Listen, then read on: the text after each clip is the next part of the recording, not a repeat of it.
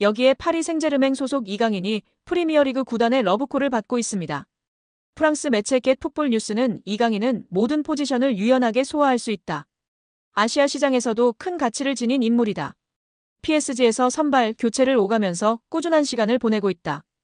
그가 프리미어리그를 통해 새로운 도전에 나설 수 있다라고 보도했습니다. 이러한 상황 속 공신력 끝판왕으로 불리는 디 애슬레틱도 이강인의 잉글랜드 진출설을 다뤘는데요. 매체는 이강인은 아스널이 논의하고 있는 선수이다. 그는 새로운 도전을 원한다고 전하였습니다. 이어 디 애슬레틱은 23세 이강인은 루이스 엔리케 감독 밑에서 꾸준히 뛰고 있다. PSG 구단도 이적을 고심하고 있다. 그는 새로운 도전에 열려 있다. 구단은 현재 이강인을 매각하려고 하지 않고 있다. 구단은 아시아 시장에서 큰 영향력을 가진 이강인을 경기장 안팎에서 높이 보고 있다라며 이적 성사를 위해선 2023년 마요르카에서 그를 영입하기 위해 지불한 2,200만 유로, 약 331억 원의 2배 이상은 되어야 할 것이다라고 강조했습니다. 스포츠 매체 구공민 프랑스파는 아스널이 PSG 공격수 영입에 관심을 보이고 있다. 마르코 아센시오, 랑달콜로 무한히는 아니다. 아스널은 이강인의 이적 가능성에 대해 논의했다. 하지만 PSG 경영진은 즉시 거절했다라고 전했습니다. 매체는 글로벌 스포츠 매체 디 애슬레틱의 보도를 인용, 아스널이 임대 후 이적 형태로 이강인과의 계약에 대해 관심을 보인다. 하지만 이강인은 루이스 엔리케 PSG 감독의 계약에서 중요한 역할을 하고 있다. PSG는 거절할 수 없는 제안이 아니면 판매할 의사가 없다라고 전했습니다. 이강인은 PSG에서 2시즌 동안 공식전 60경기 11골 7도움을 올렸습니다. 이 기간 리그 우승 포함 4개의 트로피를 품기도 했습니다. 올 시즌에는 주전과 교체를 오가며 1군 자원으로 활약 중인데요. 매체 역시 엔리케 감독은 현재 이강인의 이적을 완전히 차단한 상태다. PSG 경영진은 이강인을 4,400만 유로 약 660억 원로 평가하고 있다. 이는 아스널 입장에서 너무 높은 금액이라고 짚었습니다. 경우에 따라선 다가오는 여름 이적설이 재점화될 가능성이 있다고 내다봤습니다. 프랑스 유력지 레퀴프는 구단은 이강인에 대한 문의를 여러 차례 받았지만 당분간 그와 결별할 생각이 없다라고 조명하기도 했습니다. 여기에 대한민국 골든보이 이강인의 잉글랜드 프리미어리그 이적에 탄력이 붙을 전망이다. 소속팀 파리 생제르맹이 이적을 허락했다는 소식입니다. 영국 노팅엄 포레스트 뉴스는 노팅엄 포레스트가 PSG 스타 이강인을 원한다면서 PSG는 이강인을 판매하기로 결정했다. EPL 구단들은 이제 이강인과 계약하기 위해 줄을 서고 있다. 노팅엄만 있는 게 아니다. 영입 전에는 맨체스터 유나이티드와 뉴캐슬, 토트넘도 있다. 다재다능한 공격수 이강인이 루이스 엔리케 PSG 감독 체제의 경쟁에서 밀려나자 모두가 그의 영입을 놓고 경쟁하고 있다고 전했습니다. 노팅엄은 올 시즌 EPL 매서운 돌풍으로 주목받는 팀입니다. 노팅엄은 무려 리그 3위를 달리며 매서운 돌풍을 달리고 있습니다. 시즌 성적 12승 3무4패를 기록 중인데요. 선두 리버풀과 격차가 크지 않고 2위 아스널과 똑같이 승점 40점을 올렸으나 골득실에서 뒤져 순위가 밀렸을 뿐입니다. 노팅엄은 이 분위기를 유지하기 위해 1월 이적 시장에서 공격적으로 선수 영입에 나설 전망입니다. 매체는 노팅엄은 이달 새로운 선수를 찾을 예정이다. 하지만 영입하는 선수는 현재 선수단보다 업그레이드된 선수여야 한다고 강조했다. 이외에도 맨유, 아스널, 뉴캐슬, 토트넘 등이 이강인 영입에 관심이 있는 것으로 알려졌습니다. 애초 PSG는 이강인 판매에 부정적이었습니다. 프랑스 현지 언론들은 PSG가 이미 몇 차례 이강인 이적에 대한 제의를 받았으나 모두 거절했다고 강조했습니다. 하지만 입장이 바뀌었는데요. 금액만 맞는다면 이적 협상 분위기는 긍정적으로 흘러갈 것으로 보입니다. 축구 전문 온더미닛에 따르면 이강인과 PSG 모두 이별을 원한다. 이강인은 새로운 도전을 위해 PSG는 애매한 입지에 이강인을 팔고 현금을 확보하려고 한다는 계획이라고 전했습니다.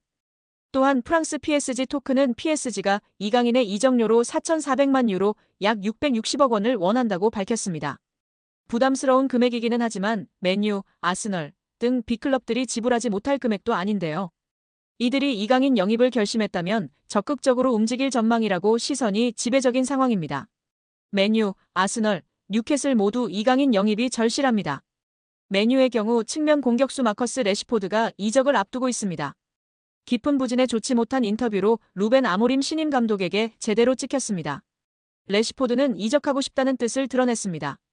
아스널도 에이스 부카요 사카가 햄스트링 부상으로 전력에서 이탈해 공격 보강이 필요합니다. 뉴캐슬도 팀 미드필더 미구엘 알미론의 이적설이 돌고 있어 보강이 필요합니다. 공격진 뎁스도 두터운 편인데요. 올 시즌 유럽 대항전 티켓까지 따낸다면 선수 보강은 필수 과제일 수밖에 없습니다. 뉴캐슬은 올 시즌 리그 5위에 위치한 상황입니다. 정몽규 취임 후 보조금은 11년간 3배 늘었습니다. 정부 보조금은 연간 최소 110억 원 수준이며 스포츠 토토 등 복표 수익 연간 200억 원이 지원되고 있습니다. 주요국 정부 보조금 없거나 의존도 낮으며 피파 랭킹 20위권 국가들은 70% 이상이 협회장은 전문 경영인이 하고 있고 이외 축구인 등이 하고 있습니다. 우리나라처럼 재벌 총수가 회장인 곳은 단 한 곳도 없습니다. 대한축구협회에 연간 약 300억 원의 국가재정이 투입되면서 수익에서 정부 의존도가 약 30%에 달하는 것으로 나타나며 충격에 빠졌습니다. 사실상 정부 재원이 아니면 운영이 어려운 셈입니다. 미국과 일본 등 주요국은 국가보조금 의존도가 낮은 가운데 축협의 재정 자립을 촉구하는 목소리가 나오고 있습니다. 18일 한경닷컴이 축협의 손익계산서를 분석한 결과 지난 2013년 이후 보조금과 복표 수익을 제외하면 연 평균 300억 원 적자를 기록하고 있습니다. 배현진 의원은 24일 오전 국회 문화체육관광위원회 현안 질의에 증인으로 참석한 정 회장과 홍명보 국가대표팀 감독 등을 향해 대한민국 축구종합센터 건립과 관련해 국제현상공모 절차에서 지속적으로 등장하는 HDC 사명에 대한 해명을 요구했습니다. 배 의원은 축구협회가 2015년부터 지금까지 국비와 시비 그리고 자체 재원까지 동원해서 약 1,550억 원을 투입하는 초대형 프로젝트를 추진하고 있다며 2020년 3월에 축구협회가 천안의 부지를 이제 지정하고 난 후에 축구센터 마스터플랜 건축사 건축회사를 선정하기 위해서 국제 공모를 시행을 했고 6월에 네덜란드의 UN 스튜디오라는 업체가 최종 선정되는 과정이 있었다고 운을 뗐습니다. 이어 이 과정에서 축구협회가 하는 사업 과정에 현대산업개발 HDC라는 특정 회사의 명칭이 계속 여러 문서에 등장한다는 점이 의아했다며 2020년 3월 13일 축구협회에서 해외 건축사에 발송한 서한을 보면 홍 감독 당시 축구협회 CEO의 명의로 4개의 해외 건축사에 이 공모를 타진하는 문서가 발송됐고 이 국제 공모에 최종 선정된 UN 스튜디오가 당시에 이 문서에 대해 답신을 하는데 수신된 곳이 축구협회와 현대산업개발 두 곳이라고 지적했습니다. 그러면서 현대산업개발이 전체적인 이 공모의 공식적인 과정에서 실무적인 수신을 받은 것이라며 2020년 11월 24일 UN 스튜디오가 다시 과업범위 및 수수료 제한이라는 계약 조정 문건, 비용에 관한 문건을 축구협회에 발송하는데 이 문서 또한 현대산업개발도 동일하게 수신한다고 꼬집었습니다.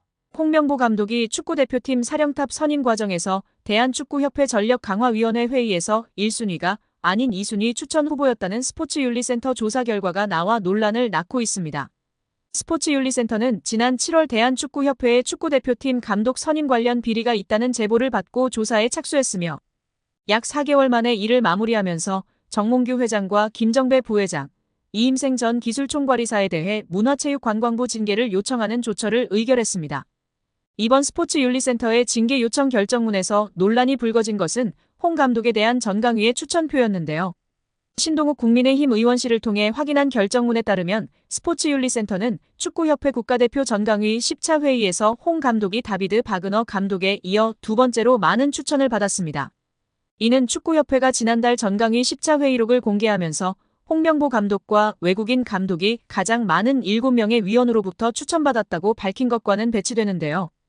홍 감독과 함께 최다 추천을 받았다던 외국인 감독은 바그너 감독입니다.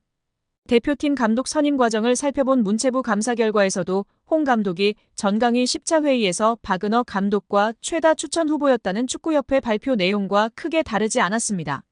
그러나 스포츠윤리센터는 당시 한 위원이 추천 대상에 바그너 감독을 언급했으나 축구협회 회의록에는 이를 누락한 것으로 확인됐다고 짚었습니다. 스포츠윤리센터는 결정문에서 해당 위원으로부터 의견을 청취한 결과 회의록에는 추천하지 않았다는 외국인 바그너 감독을 추천한 것이 사실로 확인했다며 이에 따라 바그너 감독이 8명의 위원으로부터 추천을 받아 단독으로 1순위가 된다. 홍 감독은 7명의 추천으로 2순위였다고 했습니다. 스포츠윤리센터는 이번 조사에서 문체부 감사와 마찬가지로 감독 선임 권한이 없는 이전 이사가 최종 후보를 추천했다며 축구협회의 홍 감독 선임 과정에 문제가 있었다고 지적했습니다. 더불어 정 회장이 단체 수장으로서 감독 선임 과정을 제대로 관리 감독하지 못했다고 판단, 직무태만으로 징계를 받아야 한다고 했습니다. 김 부회장은 권한 남용, 이 전 이사는 최종 선임 과정을 불투명하게 진행한 점을 이유로 징계 대상자가 됐습니다.